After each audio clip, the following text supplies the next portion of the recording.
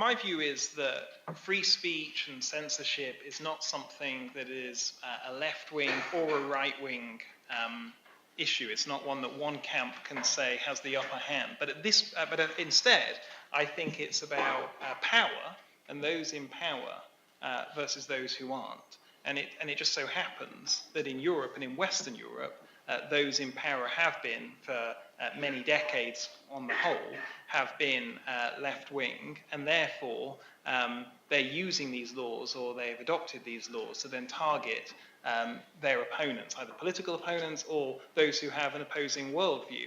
But I'm not sure the root is a left-wing thing, as opposed to just the root is those in power wishing to censor those who aren't. And I think that's what we see throughout history, both who would identify on the right wing or the left wing. And certainly in some eastern parts of Europe, it would be the other way. And I've had conversations with people with whom I am allied with on many issues, and they would certainly and unashamedly adopt the position, free speech for me and not for thee, and error has no right, so to speak. So I think it can cut both ways. But certainly in my book and a lot of the examples that we see today, it's coming from, however you want to label it, progressive, left-wing, what have you, it's coming from that side of the political spectrum because they're in power.